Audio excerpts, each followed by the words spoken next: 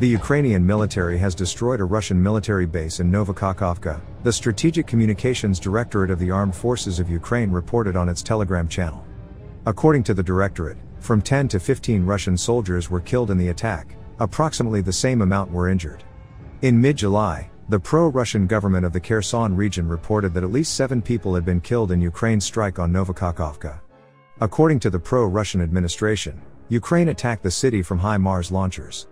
Ukraine stated that it had destroyed a Russian ammunition depot. This same information was reported by the Operational Command South of the Ukrainian Armed Forces. Russian front, or to be more precise, its rear 60 to 80 kilometers in depth, is on fire now. Ablaze are a warehouse in Krustelny, dozens of depots in Donetsk, equipment at an airfield in Melitopol, storage facilities in Kherson and Kakhovka, and even Kornobayevka is afire again. The next day after Russian forces took Lysychansk, a huge divisional warehouse in Popasna burned down.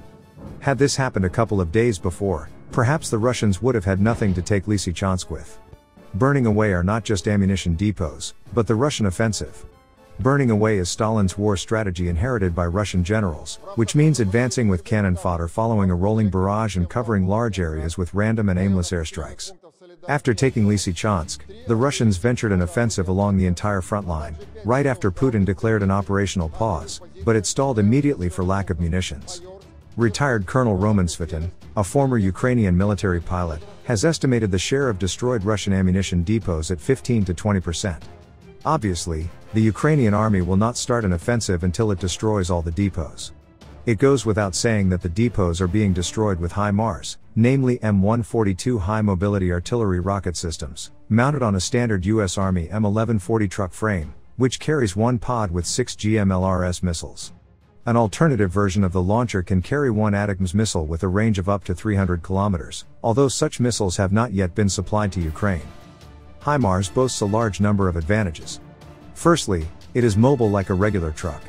This means that HIMARS can move along regular roads, reach a launch site, fire missiles, and then flee immediately at 80 kilometers per hour. It's hard to take it out with a retaliatory strike. Secondly, the GMLRS missiles, with G for guided, used by HIMARS are GPS guided and strike a target with pinpoint accuracy. This is what makes it different from the Smerch, Grad, and Uragan systems, which the Russians use to strike large areas. Thirdly, again, unlike Russian Smerch systems, HIMARS does not need a loading machine. It simply approaches a pod previously loaded with missiles and lying on the ground, picks it up, and, voila, it is ready to be used. The use of HIMARS nullifies the entire logistics of the Russian army. The Russian army typically fights as follows: it sets up huge warehouses 60 kilometers away from the front line and delivers everything from those warehouses by trucks. If it's located 60 kilometers away, this means one truck can make 3 rides a day. If it's 90 kilometers, it's 2 rides, and if it's 120 kilometers, it's only 1. The Russian army can advance only if its trucks can make 3 rides a day, Ukrainian presidential advisor Alexei Arestovich says. What kind of a military machine has Putin built if 4 HIMARS systems can put an end to it? Arestovich says sarcastically. Truth be told, Ukraine already has a bit more than just 4 HIMARS systems.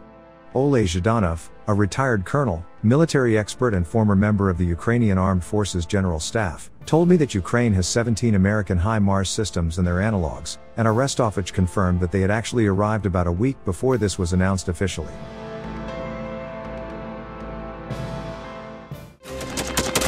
Thanks for watching, and don't forget to subscribe.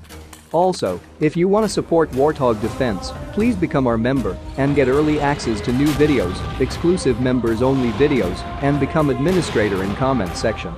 The membership link is in the description. Rescues every day. We had a guy last week, it's 6 rescues in 6 days. You know, he's doing the job every day.